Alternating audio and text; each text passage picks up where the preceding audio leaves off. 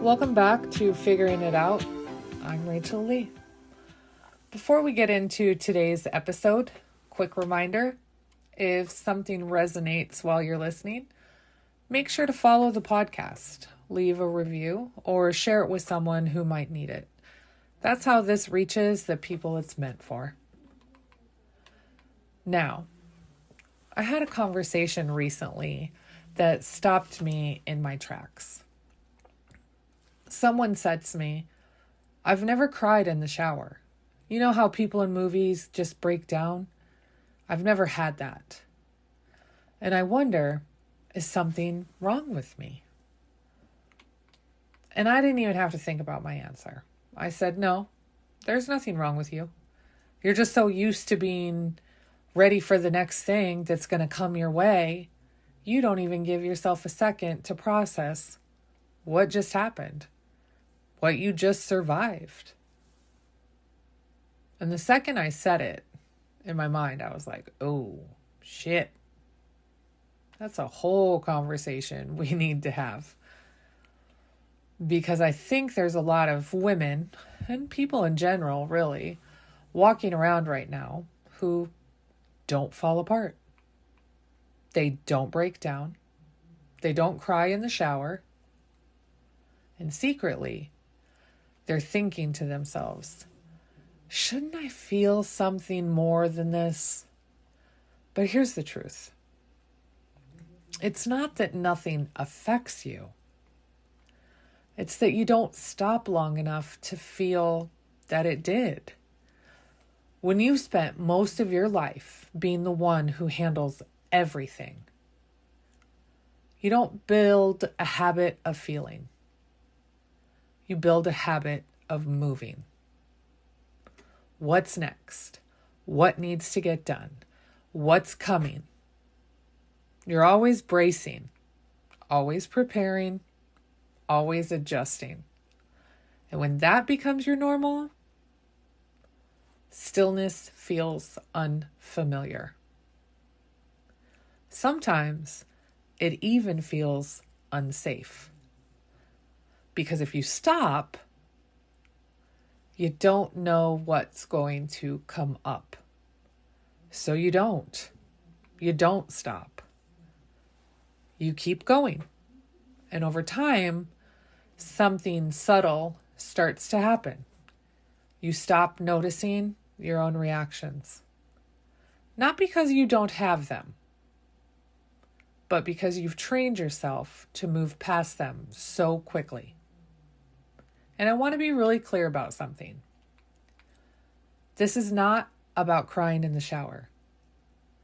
You don't need a breakdown to prove that something affected you. That's not the point. The point is, do you have any space at all to feel what's happening in your life? Because if you don't, it doesn't mean nothing is there. It means everything is just stacking. And that's where I see a lot of women get stuck. They're aware. They can tell you their patterns. They can tell you what they actually do and why they do it, but they've just never actually paused long enough to interrupt it. Because their identity is built around, I'm the one who handles it. I'm the one who gets shit done. And when that's who you are, slowing down doesn't feel productive. It feels like you're going to fall behind. So you stay in motion, even when you're exhausted, even when something actually hits you, even when something mattered. And then you start asking yourself questions like, why don't I feel more? Why didn't that affect me the way it probably should have? Is something wrong with me? Let me just tell you this. No, nothing is wrong with you. You're just operating exactly how you've trained yourself to operate. You didn't skip emotions. You skipped the space to feel them. And I think there's another part of this that doesn't get talked about enough. It's not that you don't have the space to feel. Sometimes you don't actually want to, because feeling it means you have to sit with what actually happened. And for a lot of us, that's heavy. That's not something you can just move past in 5 minutes and get back to your day. So instead, you keep moving. You stay focused on the next task at hand. You handle what needs to be handled. You figured out what needs to be figured out. And I've done this in my own life. There are things happening right now where if I really stopped and sat in it, I know there's a lot there. But instead, I move. Not because I don't care, but because I've trained myself to.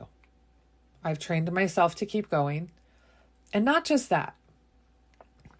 I've gotten really good at dissecting what needs to be dissected and compartmentalizing what needs to be looked at later. Putting it somewhere and saying, okay, not right now, but we're not ignoring this either. And there's a difference between that and just shoving it under the rug and never coming back to them. Because one is intentional and the other, that's avoidance. And I think a lot of people don't realize which one they're doing when they're doing it. And even recently, I had a moment where I realized I was doing it again. Something happened, and instead of even pausing for a second, I went straight into, okay, what needs to be done? Not, how do I feel about this? Not, what just happened? Just action. Move, fix it, handle it. And I caught myself in it, not in the moment, but right after. And I remember thinking, crap, like I didn't even give myself a second to register all of that. And that's what this looks like. It's not dramatic.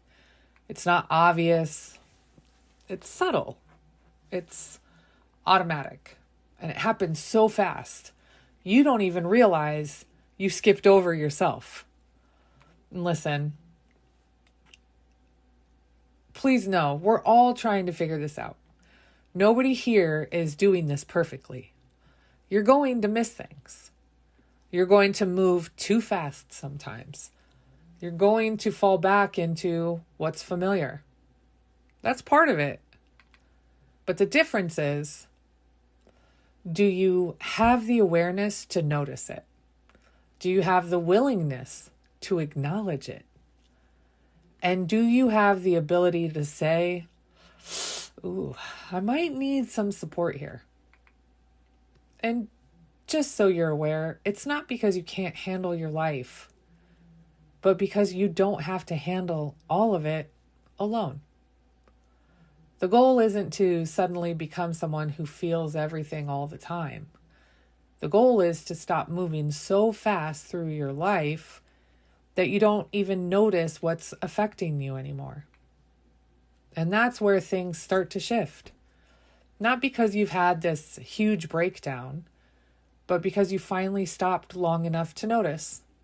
And from there, you get a choice. Do I keep moving the way I always have? Or do I respond differently now that I can actually see what's happening? And that right there is where real change starts. Well, that's all I have for you today. Thanks for listening to Figuring It Out. And if this episode resonated with you, share it with someone who might be the one who never falls apart, but feels like maybe they should. And if you're someone who knows your patterns, sees what's happening, but hasn't quite figured out how to actually shift it, that's exactly the work I do inside Align. So until next time, thank you for being here, and I'll see you next week as we keep figuring it out.